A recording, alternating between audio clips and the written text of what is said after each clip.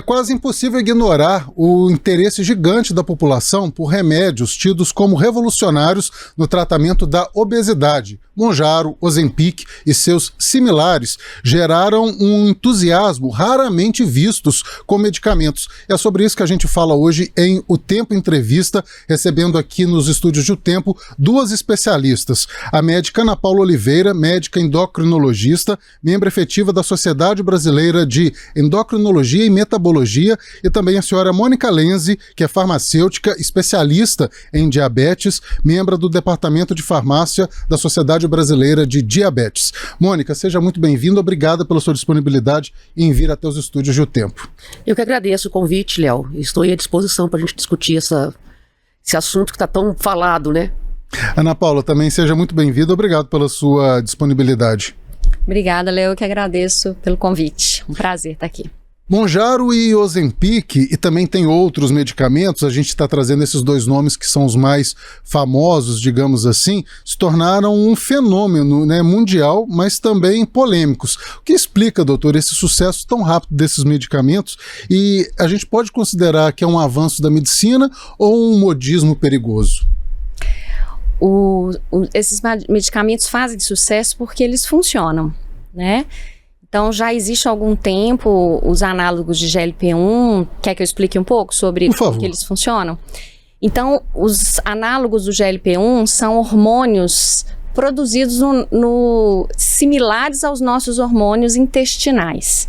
Eu explico para os pacientes mais ou menos assim.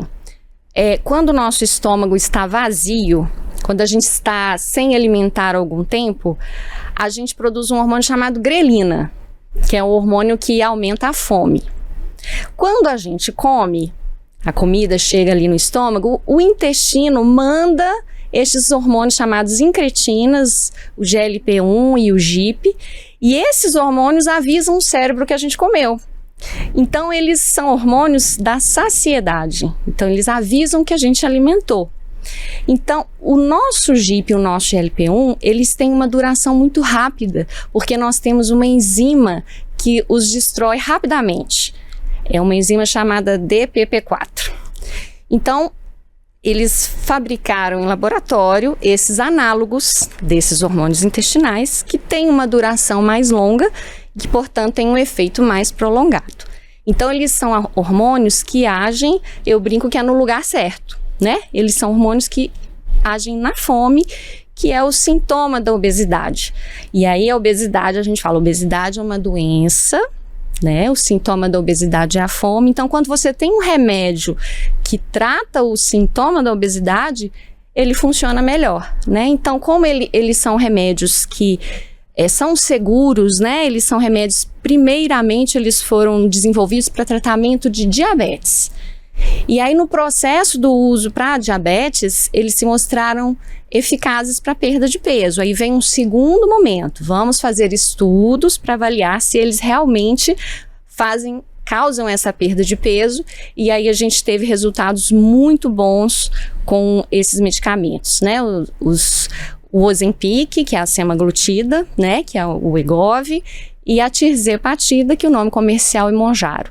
Então, eles têm um efeito muito bom, um perfil de segurança muito bom, por isso, esse sucesso todo que eles têm feito. Ô Mônica, e como vocês farmacêuticos viram essa explosão da procura de um medicamento que originalmente foi destinado para tratamento do diabetes? Isso aconteceu em 2011 também, quando começou a primeira molécula, que era a liraglutida, que é o Victoza. E nessa época eu tinha uma farmácia especializada em diabetes em Santa Catarina, e foi uma explosão. Assim, eu tinha comércio eletrônico, você jogava no site, no link lá, Victoza, o primeiro link que aparecia era da minha farmácia. Naquela época foi um alvoroço que saiu na capa da Veja também. Então foi complicado a gente ter que controlar aquilo. Eu não sabia como que a Anvisa iria trabalhar com isso, então o que eu fiz? Comecei a reter receita, né? Mas isso já foi lá em 2011. No final do ano passado, em dezembro do ano passado, houve uma audiência pública na Câmara dos Deputados, em Brasília, e eu estava lá representando o presidente do Conselho Federal de Farmácia sobre a questão de realmente de reter receita. E os outros órgãos de classe, eles colocavam como se o farmacêutico estivesse vendendo indiscriminadamente, ele praticando a venda. Só que o Conselho Regional de Farmácia deveria, o Conselho Federal de Farmácia deveria fiscalizar essas vendas. Quem fiscaliza as vendas é a Anvisa e as vigilâncias sanitárias, e não os conselhos de classe. O conselho de classe fiscaliza o profissional. A retenção foi boa? Foi, porque você consegue minimizar um pouco. Mas hoje conseguir uma receita, é uma receita simples, você consegue essa receita mais facilmente. Então, o uso indiscriminado é preocupante, porque você pode ter uma pancreatite, outras consequências, você não vai ao médico, não faz os exames que tem que fazer. O ideal é usar uma medicação, mas tem que ir ao médico para fazer o acompanhamento. E as pessoas não estão fazendo isso. Elas estão usando simplesmente para perder pouco peso, em vez de fecha a boca, vai fazer uma atividade física, entendeu? Estão usando para perda de pouco peso. E a obesidade realmente é uma doença, como a doutora Ana Paula falou. Para tratar a obesidade é fantástico, mas para a estética não deve ser usado. Eu lembro que anos atrás, talvez até pouco depois de 2011, surgiu o Saxenda, né? E hoje pouco se fala do Saxenda. Quando surgiu essa questão do Ozempic, eu me recordei que tinha um grupo de amigos, né, e amigas que utilizavam Saxenda com uma receita só. As pessoas compravam Saxenda indiscriminadamente e entre eles mesmo, eles definiam qual era a dosagem e ali à medida, e eu lembro até, doutora, de uma pessoa falando assim, vamos até a gente não passar mal. Se começou a passar mal, é porque a dosagem está muito acima do recomendado. E eu fico pensando hoje em dia, olha que loucura, as pessoas se automedicavam loucamente. A diferença é porque a mesma liraglutida, o mesmo Victoza, a Saxenda é a mesma molécula. A diferença é a caneta, que você consegue na Saxenda uma dose maior do que a dose maior máxima da caneta do Victoza. E a diferença da liraglutida para esses outros, semaglutida, o Mounjaro, é que eles são de aplicação diária, de 24 em 24 horas. E esses agora são de aplicação semanal. Então você diminui aí 365 picadas, vamos falar assim, para 52, que são 52 semanas. Né? Então essa que é a facilidade hoje de usar a semaglutida e o Mounjaro. E a Mônica levantou uma questão, Ana Paula, que eu achei interessante. Muita gente querendo usar esses medicamentos atuais para perder 2, 3 quilos ou 5 quilos que seja, e não talvez para tratar a obesidade como deveria ser. Isso chega muito para você também no seu consultório? Léo, você desculpa, eu só comentar uma coisa que ela falou sobre a questão da pancreatite, tá? Só para esclarecer um pouco. Porque no início houve essa preocupação se essas medicações causariam pancreatite, né? E os estudos mostraram que não. Hoje a gente não recomenda, por exemplo, vamos dosar amilase e lipase, que são as enzimas pancreáticas, antes de usar. Então a gente não tem essa recomendação, mas as pessoas que já tiveram pancreatite não podem usar essas medicações. Tá bom? Então, por isso que é importante ter esse acompanhamento médico, né? Exatamente. Que aí imagino que o endocrinologista vai pedir todos os exames necessários. Pode intervir a hora que vocês quiserem. Né? Vai olhar o histórico desse paciente, né? A questão da perda de peso. Da perda de peso é o seguinte. Primeiro, eu queria falar um pouquinho sobre uma coisa que a gente fala muito nos congressos da Sociedade Brasileira de Endocrinologia, que é sobre os estigmas da obesidade, né? Então, geralmente a pessoa que tem obesidade, ela é vista como uma pessoa que não tem força de vontade, que não faz o esforço. Então a gente deixa bem claro, e eu explico isso aos pacientes na consulta, que a obesidade é uma doença, tem uma parcela grande disso que é genético, né? E o restante do estilo de vida, é uma doença multifatorial. A obesidade aumentou no mundo todo, tem um documento acessível no Google para todo mundo, da World Obesity Federation, que ela lançou no início desse ano, em março, com os dados de obesidade em todos os países. Então lá, desde o Afeganistão, né, todos os países do mundo, como que está a obesidade. Então, para você ter ideia, hoje 31% dos adultos brasileiros têm obesidade. 68% dos adultos brasileiros estão acima do peso. Então, 2/3 da população está acima do peso. Então, a gente tem que evitar de acrescentar uma culpa a esses pacientes. Existe uma questão importante sobre esse uso que a gente chama de estético, né? E aí vem a história das canetinhas emagrecedoras, esse nome que a gente não gosta, né? Por quê? Porque fica parecendo que é um tratamento estético, né? E não é. Primeiro que eles são remédios para diabetes. São excelentes medicamentos para diabetes, controle da glicose com eles melhorou muito, né? Hoje a gente tem normalização da hemoglobina glicada. Então, hemoglobina glicada antes, a gente tem uma meta de bom controle, né? Abaixo de 7%. Tem lá no exame quando você faz. Diabetes bem controlado abaixo de 7. Então, a gente ficava ali 7, 6,5. Hoje a gente consegue hemoglobinas glicadas de menos de 5,7, que é o valor que a gente chama de pré-diabetes. Por causa desses medicamentos. Por causa desses medicamentos. Então, eles são excelentes medicamentos para diabetes. E são excelentes medicamentos para obesidade. Só que eles têm efeitos colaterais, né? Como qualquer medicamento. Como qualquer medicamento. Então, quando você usa um medicamento com a finalidade de perder 2 quilos, né? Às vezes você vai perder, se você não faz a sua atividade física, não muda a sua alimentação e se baseia apenas no uso da medicação, provavelmente você vai perder um patrimônio que a gente tem, que é o nosso músculo, a nossa massa magra. E aí, quando você tem efeito colateral, vamos supor que você tenha uma pancreatite porque usou, né? Aí você vai ficar pensando, foi por causa do remédio. Mas vamos supor uma pessoa que tenha vômitos incoercíveis, né, que não param, tá? Vômitos sem parar. E aí precisa ir lá para o hospital, para o pronto-socorro, porque ela tomou um remédio que não tinha indicação. Então a gente fala muito isso. Medicação, a gente pesa na balança o risco e o benefício. Quanto mais obesidade eu tenho, mais o benefício desse medicamento. E mais aceitável é a ocorrência do efeito colateral. Agora, se eu utilizo uma medicação que eu não tenho indicação de usar, o efeito colateral ali tem um papel muito mais importante. E a proposta médica também é que a pessoa utilize aquele medicamento por um período, né, doutora Ana Paula? A senhora vai explicar muito melhor do que eu, mas assim, é por um período, depois a pessoa readequa a sua qualidade de vida para melhor e pare de usar aquele medicamento, né? Não é que fique usando indiscriminadamente, porque também tem um efeito rebote, né? E tem que associar também, né, a mudança de estilo de vida, né? Se não tiver a associação com a mudança de estilo de vida, não adianta usar o remédio. Na verdade, Léo, olha que interessante. Eu explico para os pacientes com obesidade. Então, nós estamos falando de pessoas com IMC acima de 35, índice de massa corporal, né? Que é dividindo o peso pela altura quadrada. Quando dá a partir de 30, a gente chama de obesidade. Então, essas pessoas que usam primeiro, quem usa para diabetes é para o resto da vida. Para obesidade, a obesidade é uma doença crônica, ela não tem cura.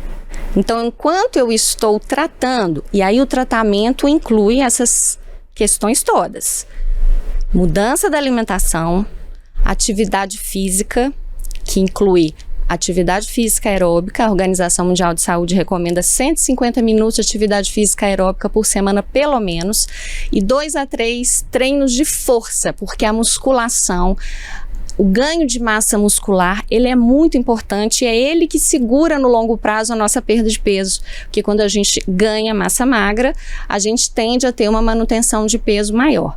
Para alguns pacientes com obesidade mais grave, a gente vai precisar provavelmente de alguma medicação para manter esse peso, tá? Então, o efeito rebote, quando a gente fala efeito rebote, é o abandono do tratamento.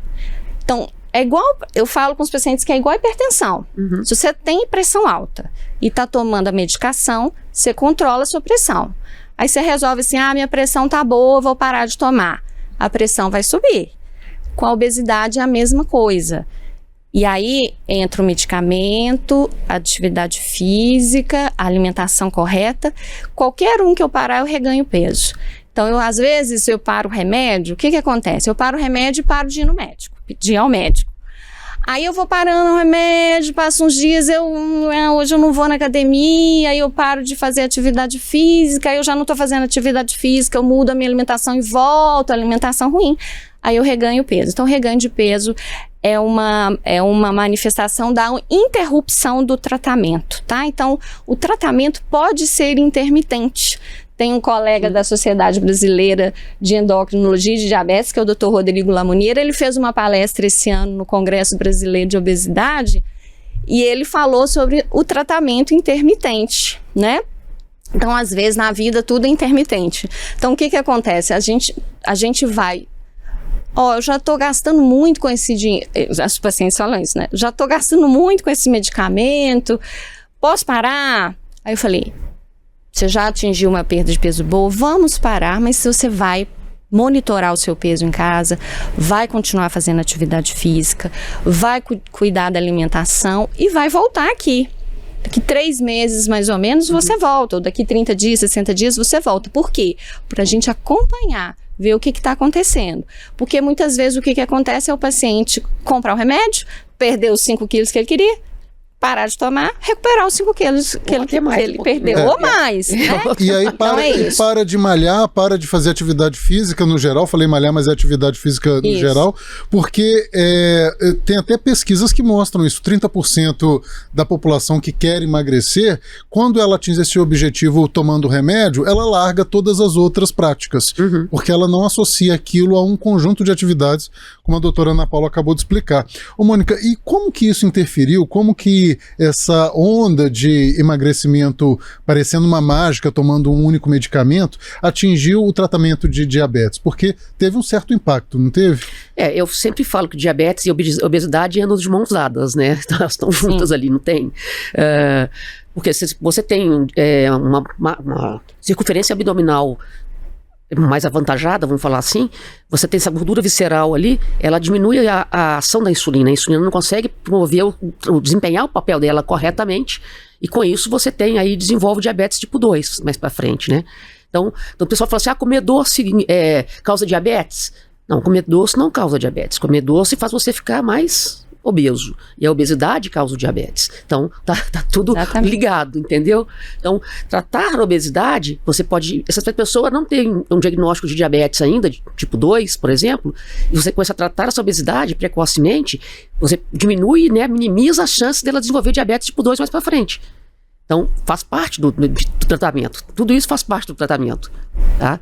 Então esses medicamentos, eles agem como no diabetes? Sim.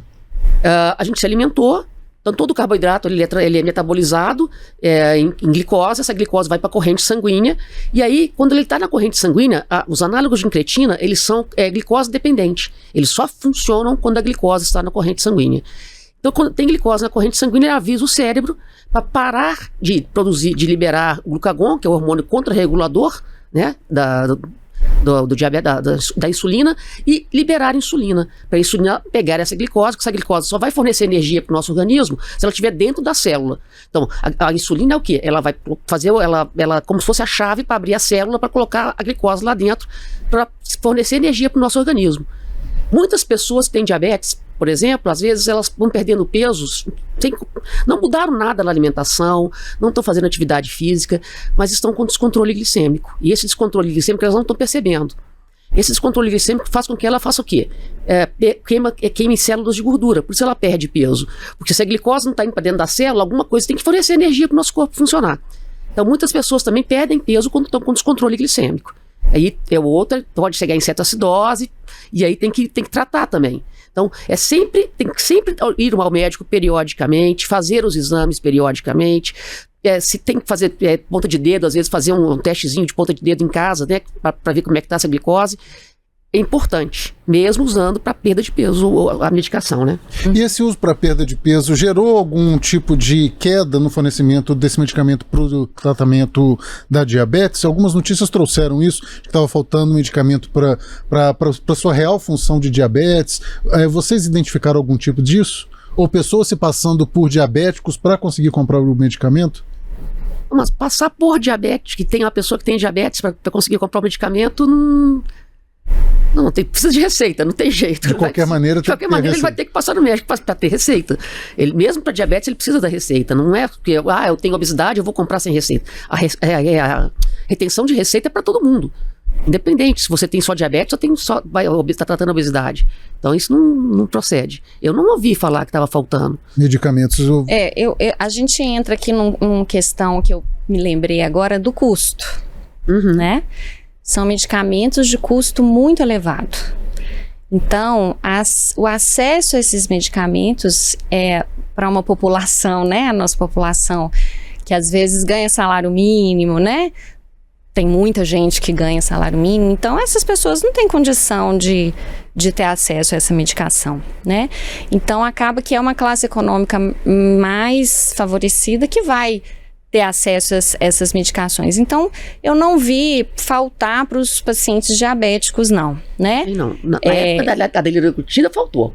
Na época do Victoza faltou. Faltou no mundo inteiro, que foi um problema mundial. Mas a tirzepatida também, que é o Mounjaro, vem faltando, né? Tá uma coisa muito impressionante, que chega aí, gente, chegou na farmácia tal, aí acabou. Então os pacientes não conseguem comprar, apesar de ser uma medicação cara. Mas a gente percebe muito que existe uma motivação muito grande para comprar essa medicação quando a finalidade é a perda de peso. Uma minoria concorda em usar porque tem diabetes, né? Embora o controle... E aí acha caro. Exatamente. Que pena, né? Exatamente. Mas são remédios excelentes para diabetes, o controle melhora, e tem várias questões a respeito disso, que é a redução do risco de infarto, né? Então, esses medicamentos diminuíram o número de infartos e AVC nos pacientes portadores de diabetes, e agora também nos pacientes com obesidade, né? Então, eles têm benefícios adicionais além da perda do peso. E estudos também para apneia, né, do sono. A tirzepatida agora. Agora saiu um estudo que ele também ajuda a controlar a apneia do sono, que também é um fator de risco para você ter um evento cardiovascular. Isso. E como vocês estão vendo essa possibilidade do medicamento no SUS? Houve, né, você acompanhou, a gente teve uma consulta pública para trazer a semaglutida, ou pelo menos a liraglutida, né, porque eu acho que para os pacientes, por exemplo, um grupo de pacientes, quem tem obesidade tipo 2, por exemplo, índice de massa corporal acima de 35 e diabetes, né, seriam os pacientes que se beneficiariam muito, né? E aí a gente fala muito disso, que o paciente, às vezes, ele tem obesidade, hipertensão, e apneia e diabetes, e aí ele sai do consultório, ele recebe remédio para todas essas medicações e não recebe o tratamento para obesidade, né? E aí você tratando da obesidade, você diminui as outras doenças. Os outros fatores de risco. Né? Então essa é a questão importante de pensar em custo em longo prazo, né? Porque você investir no tratamento de uma doença que vai levar as outras doenças, você diminuiria o custo com essas doenças demais no futuro, né? O custo da liraglutida já caiu, porque hoje a gente já tem outros laboratórios que já perdeu a patente, né? Então, fabricando biosimilares. A semaglutida também vai ter, que foi anunciada em uma parceria da Novo Nordisk e a Eurofarma, que vai produzir semaglutida, então o custo vai cair também. A tendência é o custo cair, com certeza. E como que esse uso do medicamento para emagrecimento, como o Mounjaro, o Ozempic, tem também moldado outras cadeias da economia, né? A gente falava aqui sobre uma pesquisa que mostra que pelo menos 30% das pessoas pararam de comprar roupas plus size porque não precisam mais, elas conseguiram emagrecer consideravelmente. Várias empresas de fast food e de alimentação como um todo têm tentado remodelar seus ingredientes, seus produtos para atrair esse consumidor que emagreceu e está tentando uma nova proposta de vida. Tem também até a criminalidade, que aí começa a contrabandear esse medicamento de outros países e até medicamentos falsificados. Isso é até importante falar, porque assim, o Mounjaro, por exemplo, que está sendo muito contrabandeado, as canetas de Mounjaro são vendidas fora do Brasil, elas são de multiplicações, multidoses. Ou seja, você tem uma caneta, você faz as 4 doses, as doses do mês. E as que a gente vende aqui no Brasil, não. Elas aplicou uma dose e descarta a caneta. Tá? Então, esse pessoal que está trazendo aí, está fazendo aplicações em clínicas, a mesma caneta para várias pessoas. Isso é um risco muito grande. Não é só trocar a agulha da caneta, tá? Porque você troca a agulha da caneta e vai aplicar em outra. Você pode ter um refluxo ali. Você pode ter um refluxo que você não está vendo de sangue. E pode ter uma contaminação por um HIV, uma hepatite. Olha o risco que as pessoas estão correndo sem noção do que estão fazendo, né? Procurando por um preço mais baixo, né? Exatamente. E as manipulações também, né? que não tem como ter manipulação dessas medicações, e a Anvisa recentemente, né, proibiu, né, para realmente não utilizar essas medicações manipuladas, porque a gente não tem segurança, né, do que está sendo utilizado. Se a molécula tem patente, a patente não caiu ainda, de onde está vindo essa molécula? Está dentro do manipulado? Essa é a pergunta que não quer calar. Agora, como as pessoas têm coragem? Isso que me espanta. Como as pessoas têm coragem, sabe, de injetar uma coisa no seu organismo sem saber a origem, de onde veio. As pessoas confiam cegamente nessas propagandas de redes sociais, ou de um amigo que recomendou, igual esse exemplo, por exemplo, que eu trouxe da Saxenda, que me surpreendeu muito, esse uso indiscriminado entre grupos de amigos. As redes sociais têm sido um desafio para vocês também, doutor?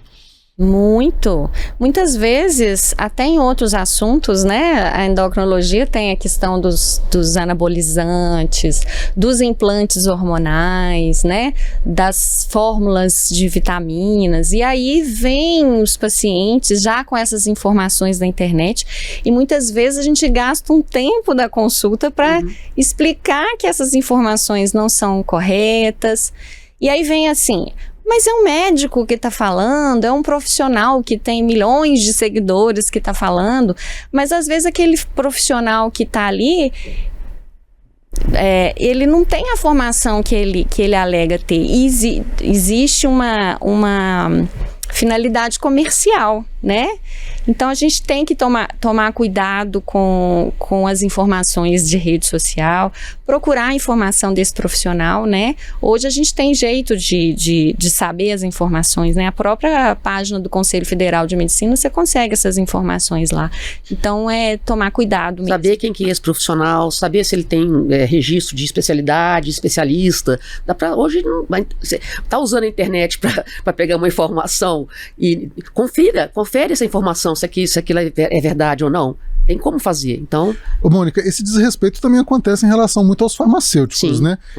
Eu gostaria que você falasse um pouco sobre isso também, e eu vi já um caso que me contaram, falando justamente isso, que a pessoa meio que elaborou a receita dela pela inteligência artificial, pelo chat GPT, não foi por um médico, nem pelas redes sociais, e apresentou aquilo para o farmacêutico e queria o medicamento com base naquela receita. E imagino que esse desrespeito aconteça também frequentemente com vocês. A gente tem que verificar se aquela receita, se ela é verdadeira ou não.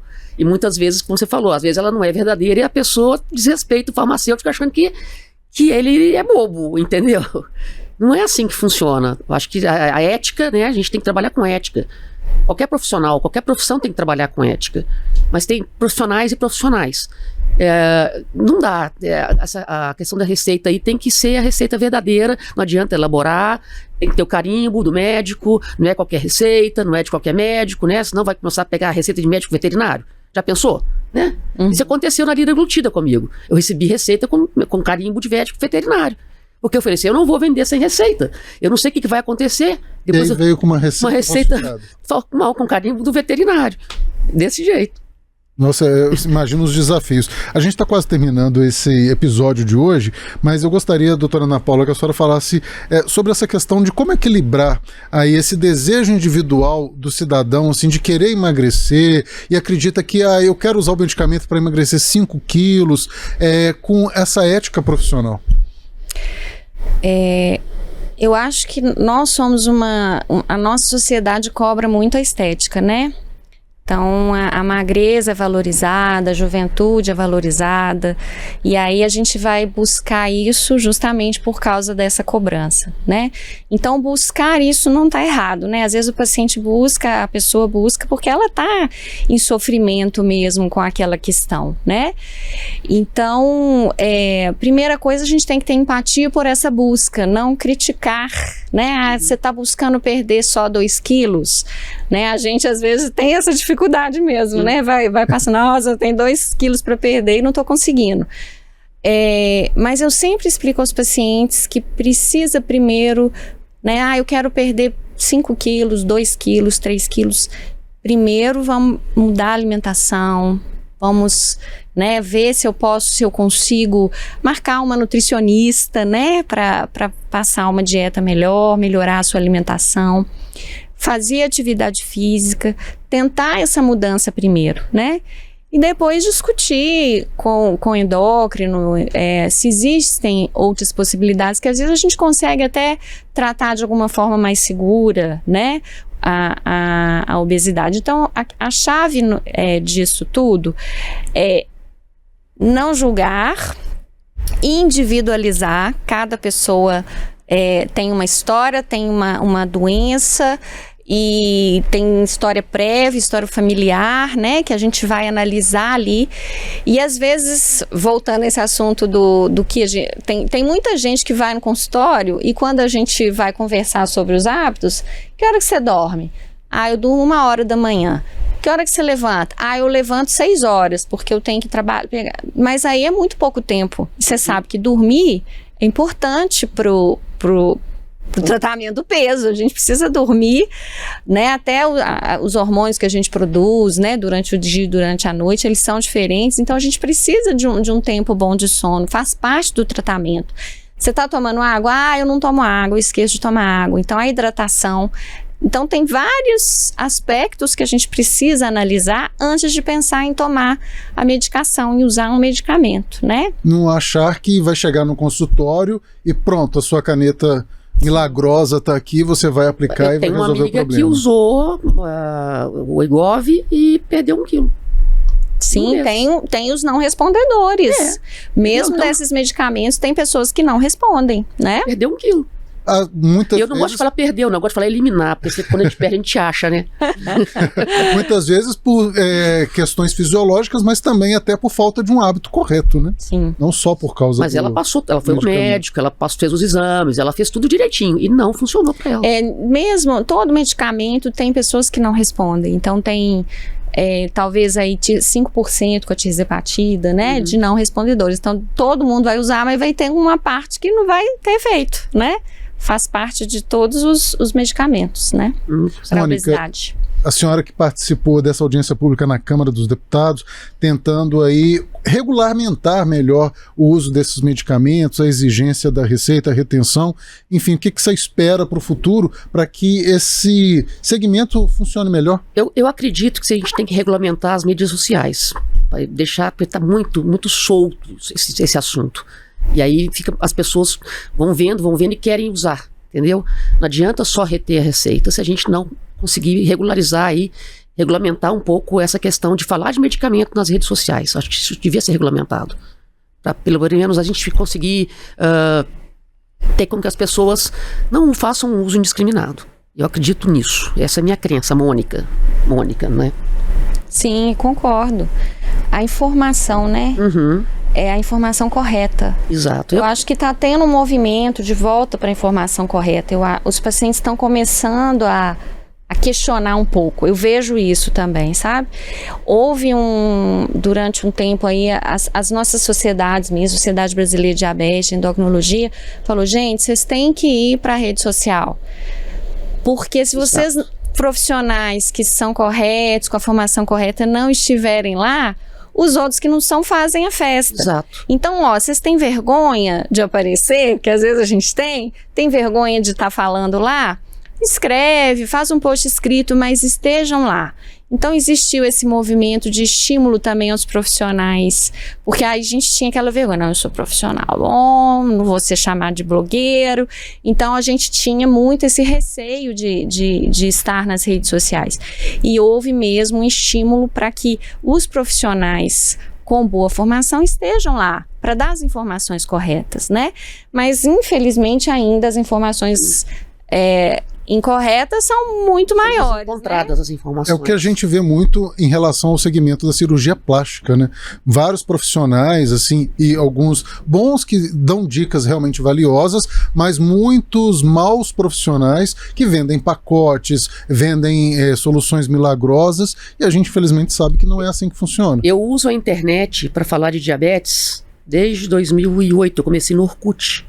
Uma pioneira, podemos dizer. Eu comecei no Orkut. E a gente vê a quantidade de desinformação que tem. E assim, eu tô lá, as pessoas sabem que eu tenho a informação correta e me seguem, gostam, entendeu? Mas tem muita gente que fala coisas que não tem nada a ver para tratamento de diabetes. Ainda mais obesidade também, né? Sim, mas obesidade eu ainda acho mais... desculpa, diabetes eu ainda acho mais sério, porque às vezes...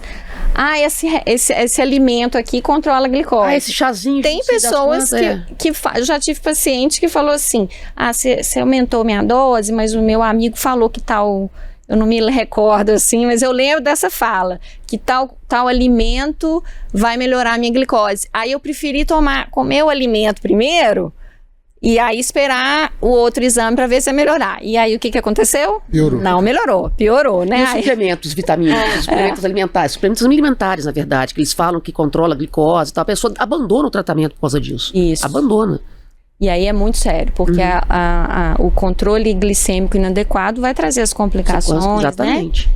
É uma pena a gente ainda assistir isso. Vocês vão falando aí sobre esses exemplos, e eu conheço tantas histórias parecidas, até dentro da própria família. Sim. Eu vou primeiro tentar com o chá, e com casos às vezes graves, de câncer, não só de diabetes. Sim. Conheço uma pessoa próxima que deixou, assim, o tratamento de câncer de lado, porque acreditava que essas receitas quase que milagrosas e caseiras fossem salvar. E é muito triste a gente ver que as pessoas ainda preferem se informar pelas redes sociais, pelo dito popular do vizinho e agora pela inteligência artificial e não seguem o acompanhamento dos profissionais. Mônica, quero muito agradecer a sua participação aqui no nosso podcast, que é a Mônica Lenzi, farmacêutica, especialista em diabetes. Obrigado pela sua participação e por contribuir com a gente nesse debate. Eu que agradeço o convite e estou à disposição. Voltará com certeza mais vezes, assim como a Ana Paula Oliveira, que é médica endocrinologista. Muito obrigado, viu, Ana Paula, pela sua disponibilidade. Foi um prazer, eu gostei muito do nosso bate-papo aqui, né? A gente tem outras informações em otempo.com.br. Compartilhe esse podcast com seus amigos e deixe o seu like na nossa live. Obrigado.